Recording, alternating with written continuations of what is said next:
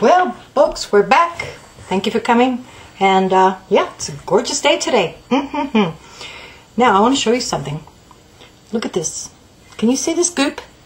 Looks like goop, right? Not too appetizing. This, believe it or not, is 1 cup of lentils. Yeah, just your average green, inexpensive, filled with protein, great for you lentils. Now, I have a lot of different lentils that I have in my food stores, along with the rice and the beans and all the canned stuff that I do. So what I did was, and I came up with this recipe one day because I wanted to find a new and different way of using lentils. I usually just throw them in my soup, which is what most people are doing. But I figured out that I can make some beautiful stuff with lentil. Yes, I did. Now, what I did was I boiled them down for about 15-20 minutes with a little bit of salt and just in water, and then I macerated them. Do you like that word? I love that word. Mulched, macerated. Ooh, it sounds violent. You could say processing. Processing is more uptown, but I like macerated. Just put it in my little blender here, my little chopper. That's usually all I need. If you don't have one of those and you've got one of these little Patties, you know what those are if you've watched any infomercials at all, right? Yeah, check it out. I'm sure they're on every channel late at night. Works really well though. Okay? So, here's what we do. We're going to take this. I know it doesn't look appetizing, does it? Kind of like dog food. Oh, I shouldn't say that. Oh, that's nasty. Okay, well, I won't say that. So what I did was I just broke it up, let it cool down, because you don't want to throw cold eggs into, you know, hot stuff. I don't know if are you seeing this? Oh yeah, you are. Okay, so just break in a couple of eggs. Very easy to do, by the way. It's kind of like making meatballs, you know. Oh, and I had some parsley in there. I was out of fresh, so I used my dehydrated stuff that I had in the cupboard. So I kind of put it in with the lentils. You probably can't see it, but it's in there. It's in there. He's all in there. Now, I'm going to take some garlic. And I love garlic. I put garlic. I swear to God, I eat so much garlic. You know, it's an Italian thing. I swear it's an Italian thing. Maybe it's even a Middle Eastern thing. Who knows? Oh, God, this is great exercise. You can just feel those pecs working. Do women have pecs? I don't know. That's a question for another day. Okay, so I like to get all the garlic off there. As much as I can. I hate wasting garlic, honest to goodness. And again, like I said before, my hands are clean. Always, always, always. And I would recommend, folks, if you don't already do it, keep a little nail brush by the sink, because when you're cooking, you know, the surface of your hand may be clean, but it's what you got on your fingernails, right? Nasty stuff. Okay, so we've got our garlic, and that's really up to you. How much you put in there is entirely up to you. And salt. I salt it well with my kosher salt. And pepper. And for God's sakes, don't buy the pre-done pepper. Buy the stuff you grind yourself. Whole different flavor. Okay. It's not looking as bad now that it's got, you know, other bits and pieces in there. Oh, it's lovely. You know, this is going to become little patties. And you can eat them kind of like a falafel.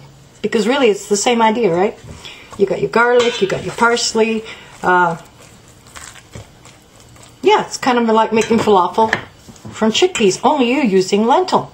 And lentil is great. It's packed with protein, very good for you. So you're going to throw in, I should be telling you what I'm doing, shouldn't I? Oh, God. Okay. These are breadcrumbs. And by the way, breadcrumbs, okay? Don't be fooled into going out and buying breadcrumbs. That's just ludicrous.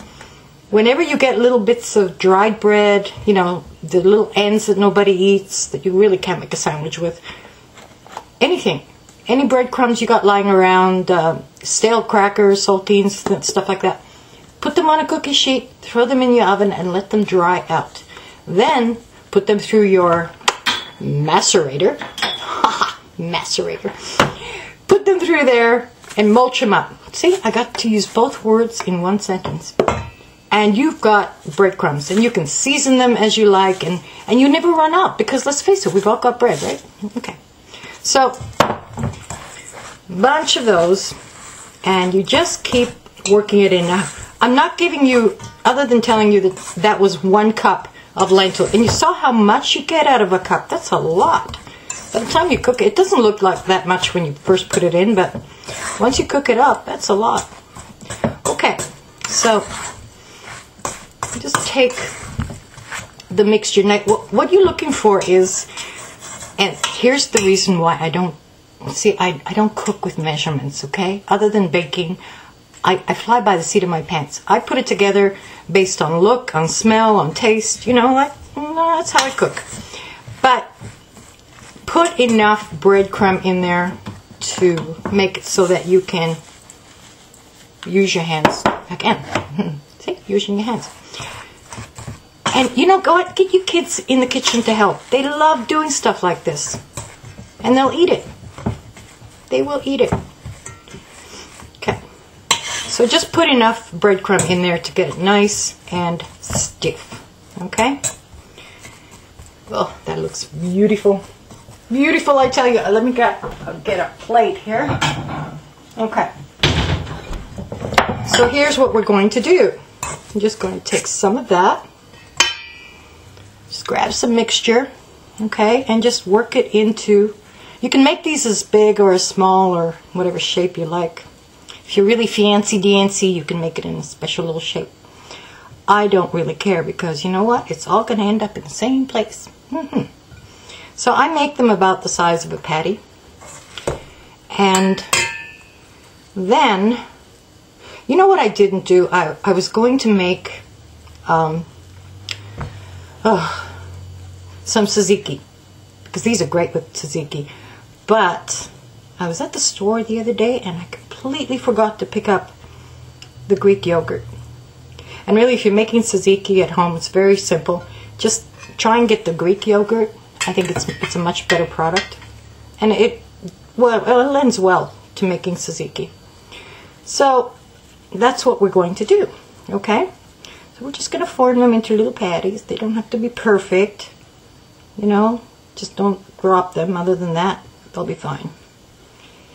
And you know what, in the summer, with a little salad, or even cold, they're lovely when they're cold, because all the flavor from your garlic and everything just kind of, you know, gets in there. I should have sound effects for this, shouldn't I? Little popping sounds, little mwah sounds. Oh well. So anyway, it's not the neatest job in the world, but it's fun. It is fun. It's like little mud pies. Okay, so they look pretty good. So you get the idea, right? Make little patties. You can make them into like little balls, if you prefer balls to... I'm having so much fun. Okay. You can make them into little balls if you want to serve them with tzatziki at a party. Say you're entertaining and you want, just put a little toothpick in there and people can dip them. That's fine too. Not a problem. You know, whatever you do in the kitchen is, you got to put your own style on it, you know? Put your own oomph. And once you got that oomph going on, baby, food comes out good. So, I'm going to finish these. I'm not going to bore you with sitting here watching me make, you know, poopy patties. Oh, that was an awful thing to say. Okay, I'm going to finish them up, and then we'll come back and we'll fry them up in my beautiful cast iron pan that really didn't cost me a whole lot. Okay, so, we'll be back in a few minutes. Go have a beer, go have coffee, go have a glass of wine. It's good for you.